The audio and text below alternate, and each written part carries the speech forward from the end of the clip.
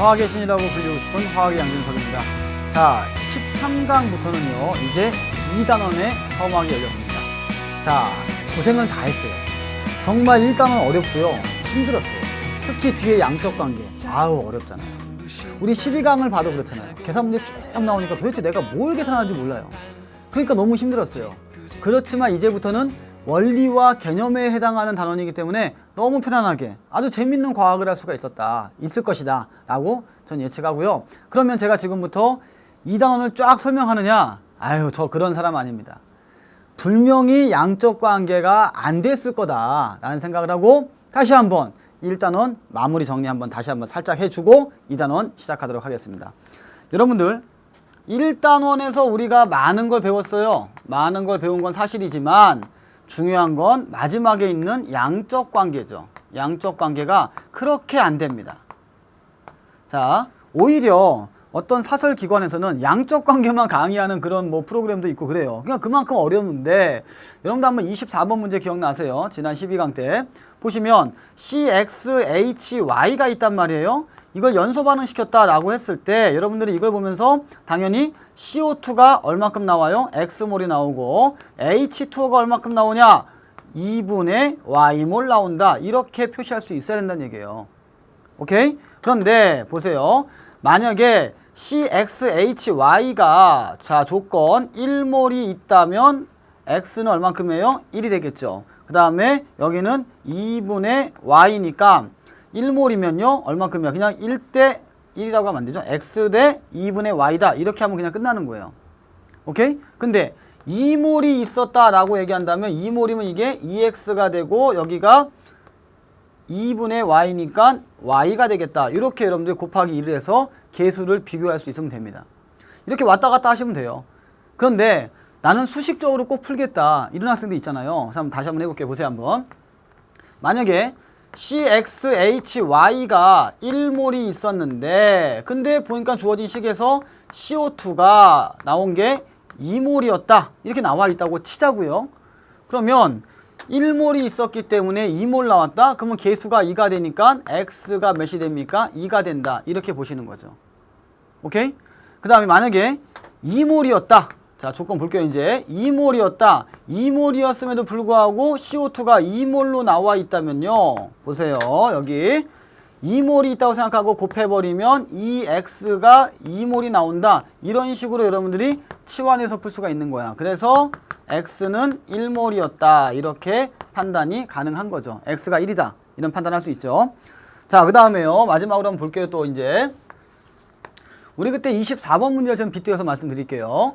CXHY가 있었는데요. 봤더니 CO2가 뜬금없이 얼마큼 있었냐? 4몰이 나왔습니다. 이렇게 나왔다고 치자고요. 그러면 나는 어차피 계산상으로는 이거는 X라고 치환시켜서 풀 건데요. 보니까 내가 현재 2몰이 있었고 근데 나온 건 4몰이에요. 이런 거 어떻게 하느냐? 아까 얘기 드렸죠. 이 CXHY 해버리면 X가 얼만큼이에요? 2가 되죠. 그쵸? 그래서 이 X에 해당하는 것이 4몰이다. 이렇게 나오겠죠. 그래서 X는 얼만큼이냐? 2다. 2몰이다. 이렇게 판단할 수가 있었다는 거예요. 그러니까 여러분들이 수식을 좋아하면 이렇게 푸시고요. 혹은 관계를 좋아한다면 이렇게 왼쪽처럼 이렇게 푸시고요. 그러니까 수식과 관계를 여러분들이 보시면서 아무거나 취향에 맞게끔 사용하면 되는 겁니다. 자, 그래서 제가 말씀드리는 거의 핵심은 어떤 거냐면 뭐로 가도 서울만 가면 됩니다. 다시 말해서 수식을 좋아하는 사람들은 계산해가지고 푸시면 되겠고요. 그렇지 않으면 나는 관계를 중요한다. 그럼 관계로 몇 대 몇은 몇 대 몇 이런 식으로 풀면 양적 관계 너무 어렵지 않습니다. 오케이? 자, 그렇게 해서 당부 말씀드리고 양적 관계 다시 한번 중요하다 말씀을 드리면서 이번 강의 이제 시작하도록 할게요. 자, 이번 강의는 뭐냐? 바로 2단원의 처음이에요. 원자에 대한 내용을 할 겁니다. 그런데 이 강의의 학습 목표는 두 가지가 있는데요. 원자를 구성하는 입자의 종류를 확인하는 거. 뭐가 있어요, 여러분들? 원자를 구성하는 입자. 알잖아요. 가운데 뭐가 있어요? 핵이 있잖아요. 핵 안에 뭐가 있어요? 양성자. 그리고 또 뭐가 있어요? 중성자. 그렇죠? 핵 주위에 있는 것들 뭐죠? 전자. 그래서 양성자, 중성자, 전자에 대해서 낱낱이 밝혀볼 겁니다. 그 다음에 동위원소 나오죠. 제가 1단원에 나왔던 동위원소의 염소를 기억하라고 말씀드렸고요. 염소의 평균 원자량은 35.5라고 외우자고 말씀을 드렸습니다. 또 염소는요 35짜리와 37짜리가 있는데 35짜리는 전체의 75%가 있다. 37짜리는 전체의 25%가 있다 라고 외우자고 말씀드렸습니다. 근데 안 외운다고요. 양진석이가 외우라면요 외우는 거예요. 왜냐? 제가 원래 잘 외우는 스타일이 아닙니다. 근데 내 머릿속에 기억되어 있다는 얘기는 그만큼 출제 빈도가 높고 문제를 풀었을 때 상당히 빠른 적응력이 있기 때문에 제가 외우라고 하면 외우시는 겁니다. 그렇게 약속을 하자고요. 자, 그러면 시작을 한번 해볼게요. 자, 먼저 여러분들 교재 72페이지를 피시면 원자를 구성하는 입자가 나오고요. 전자의 발견은 1897년에 톰슨이 했다. J.J. 톰슨 이렇게 나와 있습니다. 여러분들 이거 딱 보고요 1897년 이런 거 외우는 건가요? 예, 친구들한테 외우라고 하고요 여러분들 외우지 마세요. 아니 난 내 생년월일도 못 기억하는데 뭐 남의 생년월일을 왜 기억해요? 남이 뭐한 이 날을 왜 기억하냐고요. 의미가 없습니다. 생년월일이 아니라 이 사람이 전자 발견해서 인정받은 이 상황은 중요하지 않고 좀 됐네, 그 정도 생각하시면 되고요. 또 하나 음극선 실험을 합니다. 해서 수천 볼트의 높은 전압을 가지고 실험을 했는데 마이너스 극에서 플러스로 직진하는 빛이 관찰돼요. 그것이 뭐냐? 음극선이라고 하였다. 이렇게 기억하는 거예요. 다시 한번 자 보세요.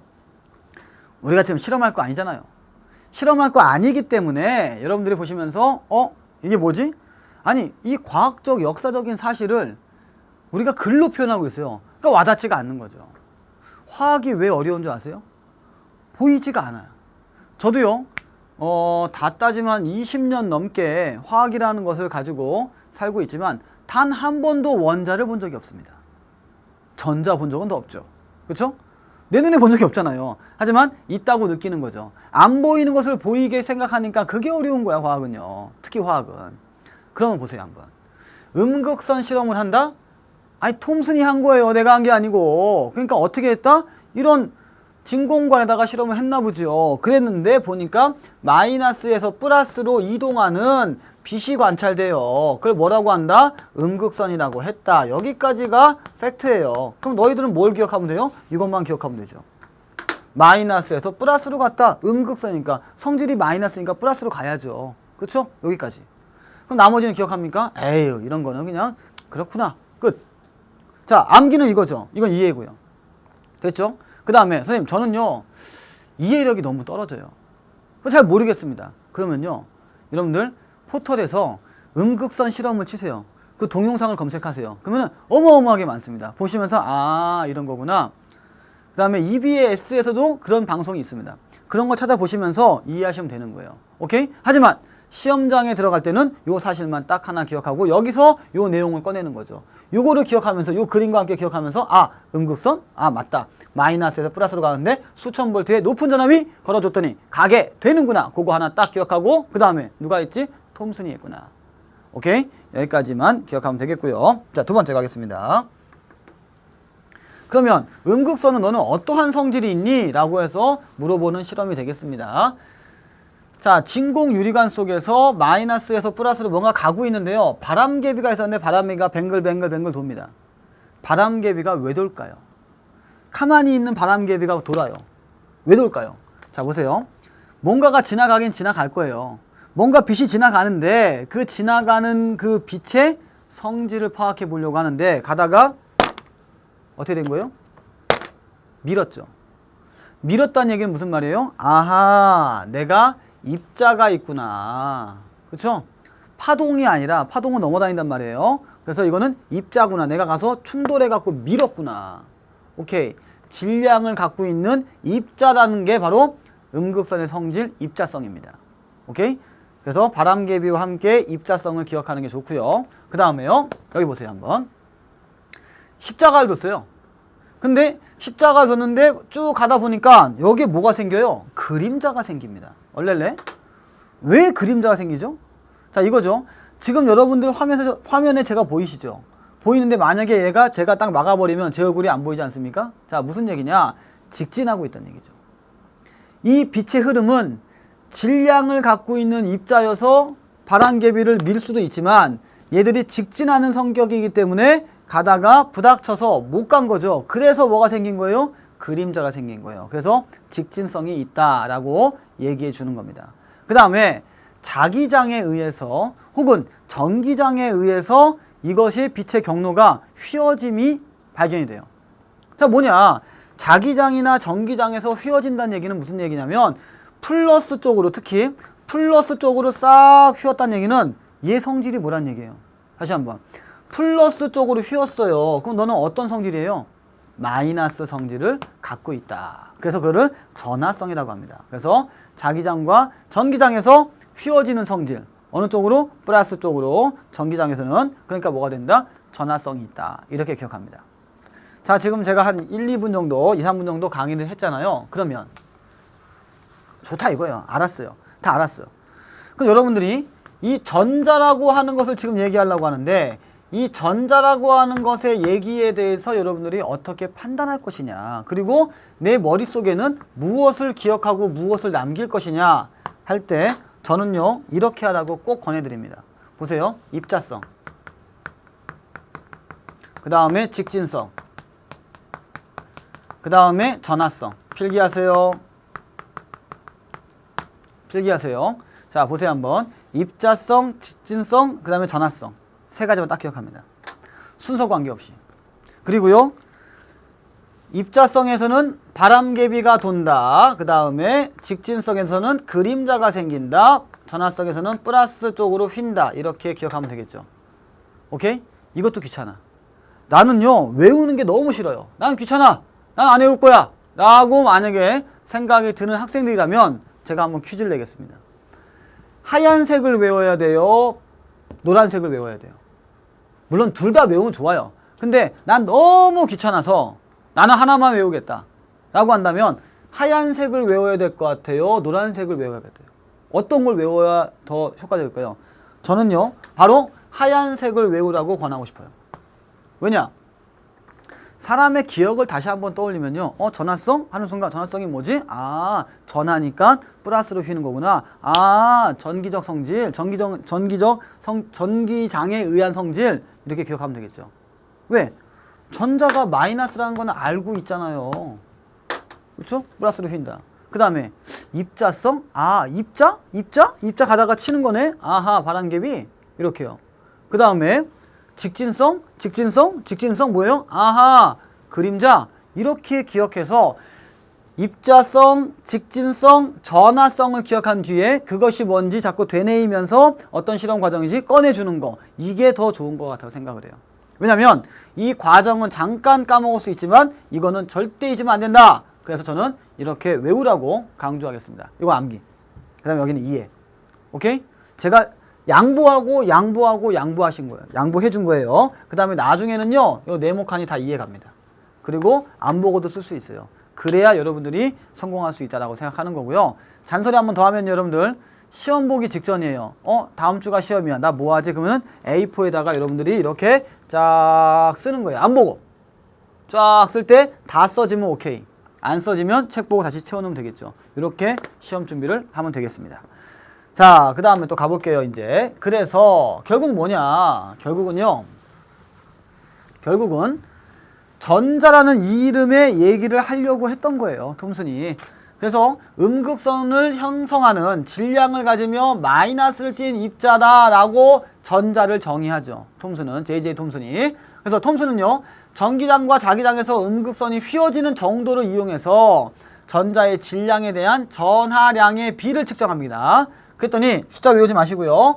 자, 질량분의 전하량의 비가 요만큼이 나오는데 숫자 외우는 거 아니에요. 이것이 항상 일정하게 작용하더라 라고 얘기를 한 거죠. 그 다음에 그것을 확인하기 위해서 우리가 전하량은 누가 실험하느냐? 밀리컨이 실험을 해요. 사람 이름은 양진석 외에는 잘 외우지 마세요. 톰슨 외우시고 밀리컨이 그냥 실험했다. 자, 그 다음에요, 여러분들이 전하의 질량을 이걸로 계산하게 되죠. 그래서 결국 이 둘의 값을 가지고 이것이 항상 일정하다는 것이 증명이 됩니다. 다시 얘기해서 전자의 질량과 전자의 전하량의 비율이 항상 일정하다는 것이 증명이 되는 순간 전자는 다른 새로운 국면의 개념과 내용을 가지게 돼요. 자, 여기가 주목하세요. 이거 주목하세요. 이제 우리가 전자 얘기하잖아요. 그럼 누구나 다 무슨 얘기하는 줄 아세요? 실험 과정 보면서 휜다, 뭐 바람개비가 돈다, 휜다, 그림자가 생기네, 이것만 기억하는데요. 전자의 진짜 핵심은 톰슨이 얘기하고 싶었던 건 뭐냐, 밀리컨이 실험한 건 뭐냐, 이들이 실험에 의해서 우리가한테 주는 정보는 뭐냐. 전자는요, 어떠한 원자에도 모두 존재한다는 거예요. 오케이? 이게 무슨 얘기냐? 전자는요, 모든 원자에 존재한다. 다시 말해서 원자를 이루는 구성 입자다. 파티클. 이렇게 얘기한 거예요. 무슨 말인지 모르시겠죠? 이 비율이요, 항상 일정해요. 바뀌지가 않아. 어떠한 원소를 갖고 실험해도 똑같아요. 사실은 실험할 때 이제 금속 갖고 있는데요. 금속을 아무리 바꿔 껴도 똑같은 실험 결과가 나와요. 그러니까 우리는 이걸 뭐라고 인정한다? 아하, 전자가 원자를 이루는 기본적인 입자라고 정의한 게 더 큰 내용이에요. 그것을 증명하는 과정 속에서 여러 가지가 나오겠지만 우리의 머릿속에서 뭐가 있느냐? 자, 보세요 한번. 만약에요, 논술이나 면접 같은 데 가가지고 제가 문제를 냅니다. 아니, 학생, 전자 알아? 예, 압니다. 전자 한번 얘기해봐. 그럼 뭐 입자성, 전하성 뭐 얘기하겠죠. 근데 그게 어쩌라고. 그러니까 이 강의의 본질이 뭐예요? 강의 제목이 뭐예요? 원자를 구성하는 입자 아닙니까? 그 중에 지금 전자를 배우는 거예요. 그래서 원자에는 무조건 전자가 있는데 그것을 증명하는 것이 바로 n분의 2에 대한 요 값에 의한 결과이다. 이렇게 보시면 되겠어요. 자, 밀리컨은요, 전자가요, 마이너스 1.6 곱하기 10의 19제곱 쿨롱이라고 얘기했고, 그 다음에 전자의 질량은 9.1 곱하기 10의 마이너스 28제곱 그램이다. 이러고 얘기를 합니다. 그러니까 이런 숫자는 기억하는 게 아니에요. 그래서 결론적으로 봤을 때 이렇게 1.762 1.76 곱하기 10의 8제곱이다가 나오게 되겠습니다. 그러니까 숫자는 기억하지 마시고 그 의미만 찾으면 됩니다. 자, 여러분들이 외워야 될 건 바로 어디입니까? 원자의 전자가 가장 기본적인 구성 입자 아니겠습니까? 그때 활용할 수 있는 것이 바로 n분의 2 값을 갖고 있다는 거 좀 기억해 주면 좋겠고. 자, 넘어가겠습니다. 그러면 키워드, 키포인트 한번 볼게요. 키포인트. 자, 정리 한번 할게요. 자, 이제 머릿속에 이거 심어놔야 돼요. 음극선은 마이너스 전하를 띤 입자, 즉 전자의 흐름이다. 이렇게 얘기한 거고요. 음극선의 성질에 대해서 얘기할 때는 직진성이 있고, 그 다음에 입자성이 있고, 전기적 성질인 전하성이 있다. 이렇게 기억하면 되겠습니다. 그리고 전자는 원자를 이루는 기본 입자입니다. 라고 얘기하시면 되겠네요. 자, 그리고 나서 이제 톰슨의 원자 모형이 나옵니다. 이 그림 잘 기억하세요. 자, 톰슨은 뭐라고 생각한 거냐면요, 양전하를 띤 플러스가 어딘가에 있을 거라고 생각을 했습니다. 즉 랜덤하게 쫙 플러스가 깔려있는 곳에서 자기가 발견한 전자가 콕콕콕콕 어딘가에 박혀 있다고 생각한 거예요.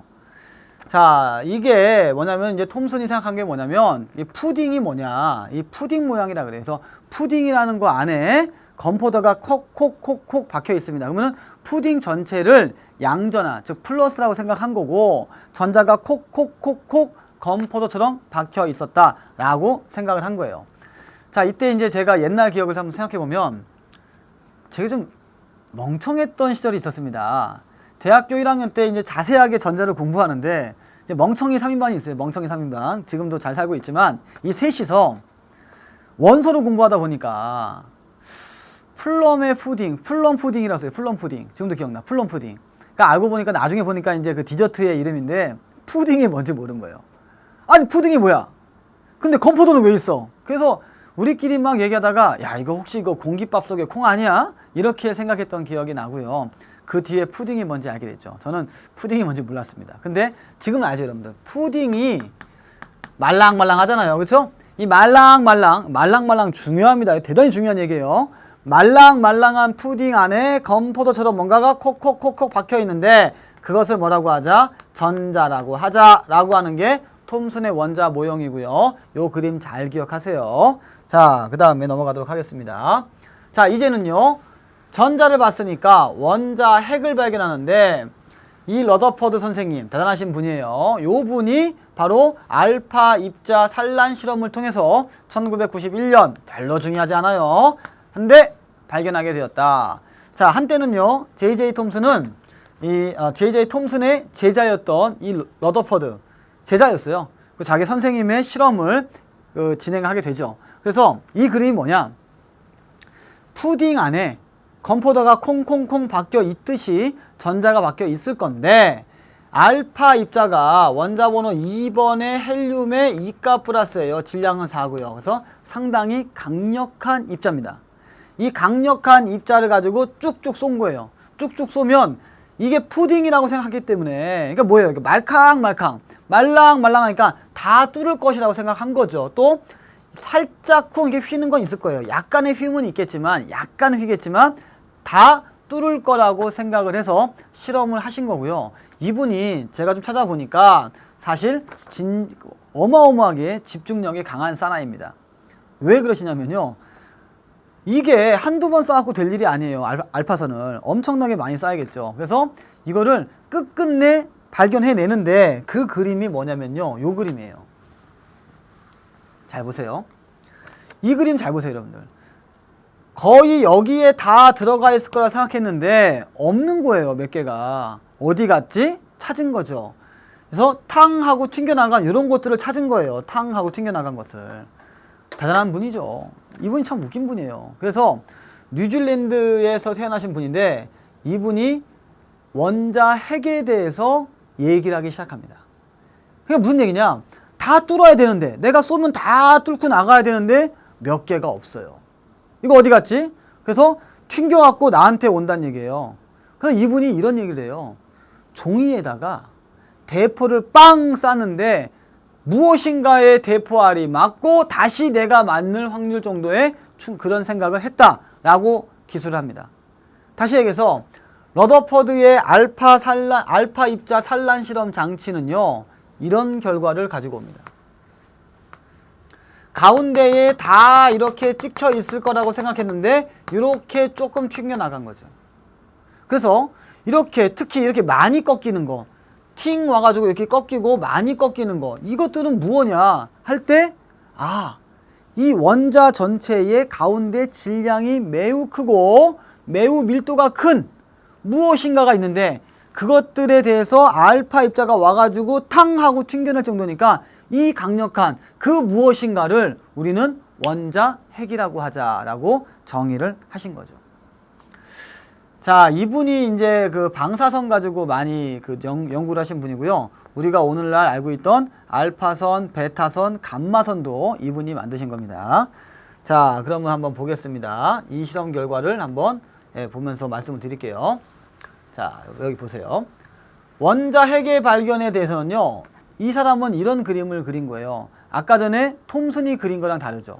뭐냐면 톰슨은 이런데 플러스가 랜덤하게 있었는데요. 그렇죠? 근데 이거는 플러스가 한가운데 모이면서 매우 작은 공간을 갖고 있으면서 알파 입자가 여기 와서 탁 하고 튕겨나갔다. 이렇게 얘기하신 거죠. 나머지는 쑥쑥쑥 다 뚫은 거죠. 오케이? 자, 그래서 이거를 조금만 더 제가 좀 관찰을 하면서 좀 볼게요. 자, 지금부터 여러분들 제가 말씀드린 건 필기하세요. 자, 일단은요. 이 결과를 볼 때 이렇게 보는 거예요. 자, 이렇게 결과지를 봤더니 여기에 다 모여 있어요. 거의. 그래서 이걸 보고 뭐라고 하느냐. 원자는 대부분이 빈 공간이다. 이렇게 얘기합니다. 원자는 대부분이 빈 공간이다. 그 이유가 뭐냐면 잠깐 옆으로 가겠습니다. 자, 보세요. 요 그림 보세요. 여기에 숭숭 다 뚫은 거예요. 숭숭 다 뚫었고 일부가 와서 극일부가 탕 하고 튕긴 거기 때문에 원자는 이 비율을 봤더니 다 뚫어버린 거죠. 그래서 대부분이 빈 공간이다. 원자가 다 텅텅 비어있고 가운데 조그맣게 뭐가 있다? 원자 핵이 있다. 이렇게 말씀하신 거예요. 자, 두 번째 볼게요. 이제 여기 자, 산란됐던 걸 봤더니 요 가장 끝에 있는 거, 그러니까 각이 많이 꺾인 거, 이렇게 봤을 때 와서 탕 하고 많이 꺾인 거, 이런 걸 보면서 우리는 뭐라고 판단할 수 있느냐? 이걸 보면서요, 원자 핵의 존재에 대해서 언급할 수가 있습니다. 이걸 보면서요, 원자 핵의 존재에 대해서 언급할 수 있는데 그 차지하고 있는 부피가, 글자는 뺄게요. 부피가 매우 작다. 즉 원자 전체에서 차지하고 있는 부피는 매우 작습니다. 하지만 이걸 보면서 질량은 매우 크고요. 그 다음에 매우 단단하다 라는 생각을 한 거죠. 이 말은 다시 얘기해서 부피가 작고 질량이 크니까 어떻게 돼요? 부피분의 질량이 뭐죠, 여러분들? 밀도 아닙니까? 그래서 밀도가 크다 이렇게 얘기를 하신 거예요. 왜 이런 말이 나왔을까요? 그게 중요한 거잖아요. 왜 나왔을까 이게요? 자, 이것은요, 비밀이 어디에 있느냐? 알파선에 있습니다. 알파선. 알파선이 뭐예요? 원자 번호 2번이고 헬륨이고 질량 4의 2가 플러스라겠죠? 그래서 이것들의 이것들의 힘이 굉장히 셉니다. 근데 뭔지는 모르겠지만 이 강력한 알파선이 와가지고 튕겨나고 전혀 쪼개지지도 않고 너는 뭐냐? 그래서 그래서 나는 매우 단단하고요. 질량 또한 매우 크고 그 다음에 밀도가 매우 크다. 이런 거를 증명하는 이런 그림을 하나 생각해내면 돼요. 그래서 알파선을 보면서 알파선 자체가 강력한데 이 강력한 게 튕겨 나왔으니까 야, 너는 더 강력하구나. 이런 느낌을 가지고 질량과 그 다음에 밀도를 기억해내면 된다는 얘기예요. 오케이? 조금 어렵죠, 여러분들. 하지만 상상해보세요. 그 당시를. 자, 그 다음에요. 여기 마지막으로 하나 더 볼게요. 그러면 요 근처에 있는 건 뭐냐? 그쵸? 요 타점이 많이 찍혀 있는 곳에서 이렇게 있는 건 뭐냐? 라고 할 때는요, 이걸 보고 원자 핵의 성질을 알 수가 있습니다. 성질을요. 어떤 성질? 플러스라는 성질을 알 수가 있어요. 이건 뭐냐면 스치거나 밀린 거예요. 그러니까 스쳤다는 표현보다는 반발력에 의해서 밀렸다고 표현하는 게 좀 더 정확할 것 같습니다. 다시 한번 그림으로 가면서 말씀을 드릴게요. 자, 보세요. 튕기는 것은요, 맞고 탕 하고 튕기면 되는데 오다 보니까 부닥치진 않았는데 살짝쿵 휩니다. 이게 왜 휘지? 플러스구나. 나도 플러스야. 그래서 우리 서로 플러스니까 서로 뭐가 됩니까? 청력이 작용했다. 이렇게 보는 거죠. 원칙적으로는요, 플러스인지 몰랐다고 치고요. 알파선이 플러스예요. 플러스가 다가오다가 휘었으니까 너 플러스 아니야? 해서 원자 핵의 성질을 알 수가 있었다는 겁니다. 자, 그러면요, 다시 뒤로 가서 다시 한번 이 그림을 보도록 하겠습니다. 자, 제가 쭉 설명드렸죠, 여러분들? 한번 보세요. 같이 한번 보세요. 알파선 방출기에서 방출하는데 이거는 얇은 금박을 사용해요. 얇은 금박. 자, 금박이라는 건 뭐냐면요, 여러분들, 연성과 전성이 가장 커요. 연성과 전성이 커요. 이게 뭐냐? 연성은요, 뽑힘성이고요. 전성은 펴짐성이에요. 그래서 잘 뽑히고 잘 펴지는 것 중에 금이 최고입니다. 그래서 얇게 피는 거 아니에요. 얇게 펴놓고 쏜 거죠. 빵! 왜냐면 이게 두꺼우면 안 뚫을 수도 있잖아요. 그래서 빵 쏴서 여기에 다 있을 거라고 생각했는데 신기하게도 이런 곳에서 뭔가가 발견되기 시작하니까 이렇게 많이 꺾여 있는 것들은 원자 핵의 질량에 관해서, 그 다음에 밀도에 관해서, 그 다음에 부피에 관해서 알 수가 있는 거예요. 그래서 전체 타점에 비해서 이렇게 많이 꺾여 있는 게 적다는 얘기는 다 뚫었는데 극히 일부만 남아있다. 이렇게 해서 부피를 알 수 있었고, 질량 또한 매우 큰 거죠. 매우 단단하다고 알 수가 있었다는 거예요. 그 다음에 여기에 살짝 휜 거, 이 휜 거는 뭐냐? 이렇게 오다가 살짝 휜 거예요. 이렇게. 그래서 이거는 뭐냐면 원자핵이 플러스 성질임을 알 수 있었다. 이 그림에서 종합적으로 얘기해주고 있는 겁니다. 오케이? 와, 이거 찾기 진짜 어려운 건데 이걸 찾으신 거예요. 대단하신 분이죠. 집념의 사나이입니다. 자, 여러분들 이렇게 기억해 내시고요. 그러면 자, 머릿속에다가 어떻게 저장을 해야겠는가? 그렇죠? 머릿속에다가 어떻게 저장해야겠는가? 이런 거는 여러분들 다른 거 다 봐도 알죠. 책 봐도 알고. 그럼 강의 왜 봐요? 이거 한번 적어보세요. 원자핵 원자 핵 하면요, 과학자 이름 러더퍼드. 그 다음에 그림은 이렇게 있고, 원자 핵이 이렇게 있고, 전자가 이렇게 막 돌고 다니는 거, 움직이는 거, 이렇게 한번 기억해내면 되겠습니다. 그 다음에 원자 핵에 대해서는요, 원자는 대부분이 빈 공간이다. 요 멘트를 기억하세요. 원자는 대부분이 빈 공간이다. 요거의 의미가 뭐예요? 알았어.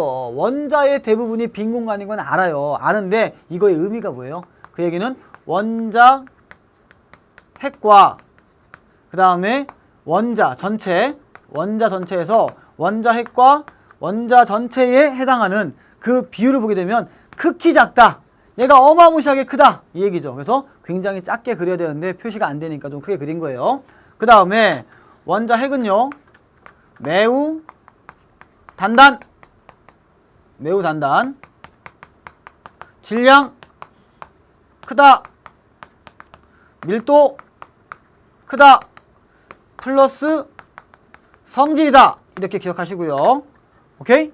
자, 그 다음에 요거 위에 거는요, 그림에서 가운데 걸로. 그쵸? 그 다음에 매우 단단, 밀도 크다, 질량 크다. 이것은 뭐예요? 많이 튕긴 거. 충돌해서 이렇게 해서 많이 꺾인 거죠. 튕긴 게 아니라 많이 꺾인 거. 그 다음에 성질. 이건 뭡니까? 쓱 하고 지나가다 휜 거. 이렇게 기억하면 되겠습니다. 자, 여기서부터 여기까지 판서하시고, 판서를 필기하시고요. 암기하세요. 그러니까 이렇게 기억해내는 거예요. 그림 보고, 책 보고, 얘기 듣고, 그건 뭐예요? 내 머릿속에다가 이렇게 개념을 심어놔야죠. 그래야 안 잊어먹죠.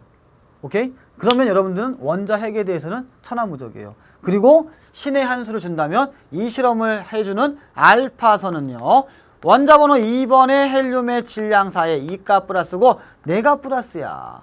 플러스가 가서 휜 거야. 그러니까 너 플러스 아니야? 이렇게 되는 거죠. 내가 힘이 세요. 너 왜 안 밀렸지? 이겁니다. 생각해보세요. 러더퍼드 선생님께서 종이에다가 대포 쐈는데 대포가 튕겨 나올 정도라고 했으니까 그 어마무시한 그 생각을 할 수가 있었다. 그래서 러더퍼드 선생님의 이야기와 요 판서 내용을 정확하게 기억하시고요. 그 다음에 여러분들 다시 한번 보면서 요 그림, 전반적인 그림 보시면서 아, 이 내용이구나. 별거 아니구나. 이렇게 보시면 되겠습니다. 오케이. 자, 그 다음에 요 그림 보이시죠? 이제. 그림을 딱 보는 순간 아하! 가운데구나. 땅! 그죠? 휘었고 다 뚫고 오케이, 좋아. 그 다음에요, 정리한다면 알파 입자의 투과, 원자의 대부분이 빈 공간, 이 얘기고요. 일부의 알파 입자가 휘어짐, 그러면은 플러스를 띄고 있고요. 극소수 아주 작지만 휘어짐, 입자가 크게 휘어진 거예요. 그거는 원자 대부분의 질량이 집중되어 있다라고 얘기를 한 거죠. 정리 한번 했습니다. 자, 그 다음에요, 이제 양성자와 중성자 발견인데요. 양성자는요, 여러분들 양극선하고 양성자가 있는데요. 이게 참 안타까운 거예요. 1886년에 골트슈타인께서, 이분께서 양극선을 발견합니다. 그렇죠? 그리고 원자 핵이 발견된 거는 1911년이에요. 그러니까 훨씬 전에 양극선을 알고 있었다는 거야. 근데 이게 뭔지 몰랐어요. 이게 뭔지 몰랐고, 이거를 이 러더퍼드 선생님이, 이분이 한 게 많아요. 이분께서 이 양극선의 흐름을 H 플러스라고 증명한 거죠. 입증한 거죠. 그리고 뭐라 그래요? 이거를 우리가 양성자라고 이름을 붙인 겁니다. 양성자라고 붙인 거예요. 그러니까 사실은 골트슈타인이 해놓은 건데 이분은 몰랐고요. 그냥 그걸 양극선이다 그랬어요. 양극선이 뭘까요? 아까 음극선, 마이너스에서 플러스로 가죠. 그러면 플러스에서 마이너스로 오는 것도 있을 거 아니에요? 그거를 양극선이라고 한 건데 나중에 러더퍼드가 이 얘기를 가지고 양성자라고 이름을 붙인 겁니다. 뭐 개인적인 얘기지만 저도 총각 때는요, 아이를 낳으면 양성자라고 지으려고 했어요. 그리고 딸을 낳으면 양이온 이렇게 지으려고 했는데 실제로 저희 아이들의 그 아이디, 영어 아이디가 아이온이에요. 아이온. 그래서 양성자 이렇게 한번 기억해 보시고요. 양성자는 누가 명령했다? 바로 러더퍼드다. 근데 양극선은 누구다? 볼트슈타인이다. 내신이다 보니까 이런 거 교묘하게 물어볼 때가 있어서 한번 정리해 드린 거고요. 그 다음에 중성자 발견은요, 체드윅 선생님, 체드윅. 제 발음이 안 좋아가지고요. 예전에 이거 좀 빵 터지는 얘기 하나 있었는데, 제가 이제 시험을 봤어요. 중성자 발견 누가 했니? 했더니 어떤 학생이 최두익을 써갖고 제가 깜짝 놀란 적이 있어요. 그래서 이번 강의 때는 제가 다 써놨습니다. 그냥 흘러가듯이 우린 중성자 별로 중요하지 않거든요. 화학에서는. 지금 이 상황에서는. 그러니까 중성자는 최두익이 한 거야 라고 넘어갔는데, 시험을 봤더니 이 친구가 한글로, 이 사람은 한국 사람이잖아요. 최두익은. 그래서 최드윅 중간고사 때 주관식 나오면 정확하게 쓰길 바라겠습니다. 자, 최드윅이 발견한 중성자 발견은 뭐냐? 바로 뭐냐면요, 뭔가가 또 튀어나오긴 튀어나왔는데 전기적인 성질이 없어요. 오케이? 그래서 우리가 이거를 뉴트론 이렇게 얘기해 주는데요, 전기적 성질이 없어요. 즉 플러스 마이너스가 없는 겁니다. 그래서 우리가 중성자라고 부르고요. 이들의 질량은 바로 양성자하고 동일합니다. 양성자와 동일. 거의 동일해요. 정확하게 똑같지 않지만 뭐 비슷 정도 할까요? 예. 그래서 양성자하고 비슷한데 질량도 거의 비슷해요. 근데 전기적인 성질이 없어요. 그래서 너는 중성자라고 하자라고 해서 체드윅 선생님께서 발견했습니다. 자, 그 다음에 좀 볼게요. 그러면 진짜 원자의 크기를 이 그림을 통해서 나타나고 있는데요. 자, 원자하고 탁구공의 비교를요, 탁구공 대 지구로 비교하고 있어요. 그래서 어마무시하게 크다, 원자가. 죄송합니다. 어마무시하게 원자액이 작다는 얘기죠. 이렇게 기억하시면 되는데요. 뭐 표현하기 나름이죠. 어차피 수치가 계산된 거니까. 제가 지금도 기억나는 건 뭐냐면요, 축구장 있잖아요. 축구장에서 이렇게 센터 서클에서 처음에 이제 축구 시작할 때는 뭐 부르잖아요. 양팀 주장을 불러갖고 동전 가지고 이렇게 해갖고 너 어디 할래? 이거 하잖아요. 그때 그 동전을 딱 놔요. 한가운데다가. 그러면 원자의 크기, 둘레가 어느 정도냐? 약 전자가 도는 데가 약 2층 관중석 정도에서 돌고 있다. 이렇게 생각하시면 돼요. 그러니까 축구장을 보면서 내가 2층에 있잖아요. 그러면은 저기에 동전 하나가 원자 핵이고, 내가 요 정도의 전자 바깥쪽이니까 그 사이가 텅텅 비어 있구나. 요 정도 판단하시면 좀 이해하기가 쉬울 것 같습니다. 나는 이건 잘 이해가 안 가더라고. 지구 사이즈 잘 모르니까. 그래서 저는 제가 나름대로 한번 각색을 한번 해봤고요. 자, 이렇게 우리가 이제 입자에 대해서 알아봤습니다. 자, 그러면 정리를 다시 한번 보겠습니다. 자, 양성자라고 하는 것은 P라고 써요. 프로톤이라고 하고, 중성자는 N을 쓰죠. 뉴트론 씁니다. 질량은요, 거의 같죠. 약간 크긴 한데 거의 같습니다. 그 다음에 그래서 비율로 얘기하면 1대 1이다. 이렇게. 그 다음에 양성자는요, 플러스 1.60, 2 곱하기 10의 마이너스 19제곱 쿨롱이 있습니다. 그래서 전하량을 플러스 1로 봤을 때 중성자는 방금 얘기했듯이 몇입니까? 0이 되는 거고요. 그래서 전하의 비가 0입니다. 근데 전자는요, 질량이 있어요. 질량이 있긴 한데 비율로 따지면 1837분의 1이에요. 거의 있으나 마나한 거죠. 없다고 보시면 되겠고요. 그러면 전하량은 있기 때문에 질량의 비는 0에 해당하겠지만 전하량은 마이너스 1이다. 그래서 양성자와 전자가 모이면 합이 0이 되면 이거를 중성 원자라고 한다라고 정리하겠습니다. 그들의 표현 방식을 좀 보도록 할게요. 표현 방식. 자, 요거는 암기예요. 어떻게 할 거냐? 원자 번호가 있고요. 원자 번호는 양성자 수를 보고 합니다. 양성자 수. 그리고 원자의 전자수라고 할 때는요, 이들이 중성관계일 때가 얘기하는 거예요. 즉 플러스하고 마이너스가 합쳤더니 몇이다? 0이다. 이런 얘기할 때는 양성자수하고 전자수가 동일하고 그것을 원자 번호라고 하는데, 자, 어떻게 할 거냐? 질량수에 대해서 별표 한번 치시고요. 질량수는 양성자수 더하기 중성자수가 되겠다가 됩니다. 왜 전자를 안 써줄까요? 전자도 질량이 있는데. 근데 무시하는 거죠. 전자는 1837분의 1 정도 되기 때문에 그냥 무시해버립니다. 오케이? 그래서 질량수는 양성자 더하기 중성자다. 이렇게 기억하시면 되는 거고요. 자, 그러면 표시는 어떻게 할 거냐? 여기 잘 보세요.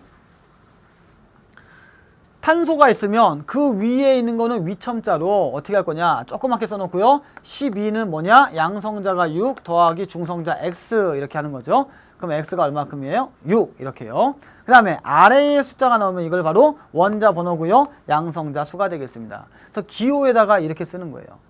오케이? 만약에 산소다. 그럼 산소가 있고 원자 번호 8번이고 질량이 16이다. 이렇게 나오면요. 아, 양성자 수가 8, 중성자 수가 8, 질량이 16, 중성 원자라면 전자는 8 이렇게 개수를 셀 수가 있어요.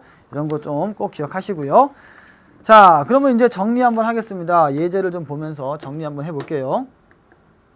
자, 예제 보시면요. 75페이지 잠깐 가겠습니다. 질량수가 39? 아, 나는 그냥 39 쓰시고 A를 크게 씁니다. 그 다음에 핵의 전하량이 3.2 곱하기 10의 마이너스 18제곱 쿨롱이에요. 자, 그럼 보세요 한번. 전자가 한 개가 요만큼이잖아요. 1.6. 그죠? 그러면 양성자 하나는 플러스 1.6 곱하기 10의 마이너스 19제곱 쿨롱이죠. 오케이? 그러면 몇을 곱해야지만이 3.2가 나오겠는가? 하면 얼마큼이에요? 20을 곱한 거죠. 그래서 양성자 수가 20개다. 이렇게 얘기해 주는 거예요. 그래서 원자 번호가 20번이 되겠네요. 그러면 원자 번호 20번이니까 칼슘이 되겠고요. 질량은 39가 되니까 자, 양성자 수 몇 개예요? 20개. 중성자 수 몇 개입니까? 몰라요. 질량수 몇이에요? 39. 근데 양성자 더하기 중성자가 바로 질량이니까 얼만큼이에요? 19가 되겠다. 이렇게 알 수 있고요. 그 다음에 전자수는 양성자 수와 동일하기 때문에 전자수는 몇이다? 20이 되겠다. 이렇게 정리해주면 되겠습니다. 자, 그래서 양성자 20, 중성자 19, 전자 20개의 숫자를 갖게 되겠습니다. 자, 그 다음에 이제 동위원소 한번 볼게요. 동위원소. 동위원소 나오면요. 우리가 앞에서 다 해놓은 거기 때문에 여러분들이 크게 부담 가질 필요는 없고요.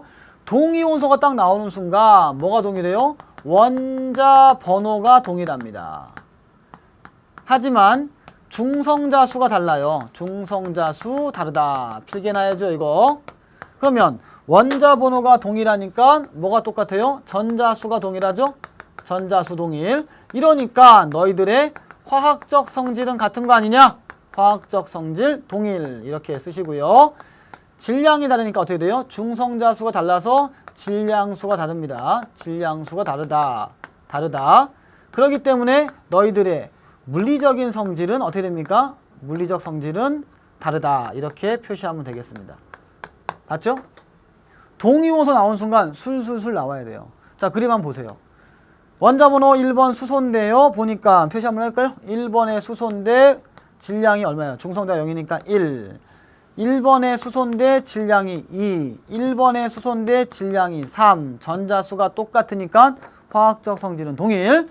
중성자 수가 다르니까 질량 달라요. 물리적 성질이 다릅니다. 이렇게 보시면 되겠고요. 자, 그래서 이거는 수소, 우리가 중수소, 이거는 삼중수소라고 일컫습니다. 뭐 듀트론, 트리티륨 이렇게 얘기하겠죠. 제가 영어 잘하는 친구한테 물어봤어요. 그래서 삼중수소를 영어로 뭐라고 하니 했더니 트릴리움 발음도 안 돼요. 근데 그냥 삼중수소 한글로 얘기하면 돼요. 그래서 트릴리움 이렇게 트릴리움 발음 너무 좋아서 내가 따라할 수 없어요. 하지만 우리말로 그냥 삼중수소 아시겠습니까? 넘어가겠습니다. 자, 쭉 보세요 여러분들. 이거 한번 화면 보시고요. 고민하지 마세요. 절대 고민할 필요 없고 그냥 딱 보시면서 탄소냐? 12, 13이네? 그래. 엄청나게 많죠. 그래서 질량수는 12하고 13이지만 평균 원자량은 존재 비율을 계산하기 때문에 12쯤 되겠지 뭐 이렇게. 그쵸? 14, 15니 엄청나게 많네 14가. 그래서 질량수는 14, 15. 왜? 질량수는 양성자와 중성자를 더해주는 거잖아요. 하지만 평균 원자량은 볼 땐 14구나 이렇게 보시면 되겠습니다. 같은 원리로 보면 되겠고요. 제가 정말 강조하는 거는 원자 번호 17번의 염소 평균 얼만큼이에요? 35.5인데요. 질량수는 35, 37로 쓰겠죠. 하지만 비율이 이거 평균 내가지고 얼만큼이에요? 75%, 25%라고 반드시 외워줬으면 좋겠다라고 말씀을 드리겠습니다. 자, 그러면 이제 마지막 마무리 정리 한번 하겠습니다. 동위 원소의 공통점은 뭐냐? 원자 번호, 양성자수, 이게 동의어예요. 이게 동의어고요. 화학적 성질 이렇게요. 중성 원자니까. 봤죠? 그 다음에 차이점은요. 질량수가 다른 이유가 뭐예요? 중성자수가 다르기 때문이죠. 그래서 물리적인 성질이 다르다. 이렇게 공통점과 차이점을 기억하는데 주목. 여기서 문제가 하나 있습니다. 어떤 문제가 있냐면요. 이렇게 외우려면 머리가 아파요. 잘 안 외워지더라고 저는. 그래서 원자 번호에 대한 동의어 표시를 해서 하나씩 하나씩 엮어나가는 그런 방식으로 외워야지, 이거를 이대로 외워야지 라고 하면 잘 안 외워집니다. 오케이? 느끼고 깨닫고 내가 왜 공부하지? 이거 왜 하지? 그런 마음만 있으면 다 할 수 있어요. 자, 마지막으로 동위원소 문제 하나 풀면서 이 강의 마치도록 하겠습니다. 자, 물을 만들래요. 물을 만들려면 옆으로 좀 가겠습니다. 보세요 한번. 물을 만들 건데요. 어떻게 만들 거냐? 수소는요. 질량이 1, 2, 3이 있고요. 산소는 16하고 18이 있습니다. 물은 H2O죠. 그럼 저는 이렇게 하겠습니다. 중간에 산소가 하나 있고 H가 있고 H가 있다. 이런 포메이션을 그릴 거고요. 가운데 16자리가 있고요. 1자리가 있고 1자리, 16에 1, 2, 16에 1, 3, 16에 2, 1, 16에 2, 2, 16에 2, 3, 그 다음에 16에 3, 1, 16에 3, 2, 16에 3, 3 이렇게 써놓고 시작하겠습니다. 봤죠? 그러면 여러분들 보실 때 어떻게 할 거냐? 자, 질량이 얼마큼이에요? 18, 19, 20, 그 다음에 19, 20, 21. 얘 얼마큼이에요? 20, 21, 22가 되겠네요. 이렇게. 봤죠? 자, 그 다음에 같은 게 있네요. 1, 2하고 2, 1은 같으니까 지웁시다. 1, 3하고 3, 1은 같으니까 지웁시다. 이렇게요. 그 다음에 2, 3하고 3, 2가 있으니까 지웁시다. 그럼 몇 개 있어요? 지금 보니까 하나, 둘, 셋, 넷, 다섯, 6개 있죠. 그렇죠? 종류가 다른 게 몇 개 있습니까? 바로 6개가 있습니다. 뭐가? 산소를 16으로 했을 때 6개가 나와요. 그럼 산소를 18로 한다면 똑같이 6개가 나오겠죠? 그래서 총 몇 개 있어요? 12개가 있습니다. 라고 얘기해 주는 거예요. 그 다음에 질량은 뭘까요? 자, 질량은 18, 19, 20, 21, 22가 있겠죠. 그쵸? 여기까지. 그래서 하나, 둘, 셋, 넷, 5개인데 잘 보세요. 가운데 산소가 18이고요. 여기에 3하고 3이 있으면 얼만큼이에요? 6이 되니까 24가 되겠죠? 그래서 전체 23, 24까지 가기 때문에 전체 몇 개예요? 하나, 둘, 셋, 넷, 다섯, 여섯, 7개가 되겠다. 그래서 총 7개의 질량이 다른 것은 7개가 있고요. 종류가 다른 것은 12개가 있겠다. 이렇게 표시하면 됩니다. 제가 지금 어떤 포메이션을 그린 거냐면 일단 물을 생각하시고요. 그 다음에 개수를 쭉 세본 거예요. 그 다음에 이거를 18로만 바꾸면 어떻게 돼? 숫자가 20이 되면서 하나, 2개씩 쭉 증가하겠죠? 그래서 결국은 여기가 24까지 올 것이다. 이렇게 18로 바꿨을 때, 쭉 바꿨을 때. 그래서 이렇게 정리해 준 겁니다. 자, 동위원소에서 분자를 계산할 때는요. 이렇게 하나하나 적어가면서 계산하면 되는 거예요. 어렵지 않죠. 자, 이 강의 뭔가가 많이 나왔어요. 하지만 머릿속에서 외울 건 뭐예요? 전자, 그 다음에 원자 핵, 그렇죠? 그 다음에 동위원소, 요 3가지만 정확하게 기억하고요. 외울 것과 이해해야 할 것에 대해서 다시 한번 고민해 보세요. 그러면 여러분들은 성공할 수가 있습니다. 자, 여기까지 강의를 마칠 거고요. 다음 시간에는 이 강의에 대해서 문제풀이를 하도록 하겠습니다. 여러분들 수고하셨습니다.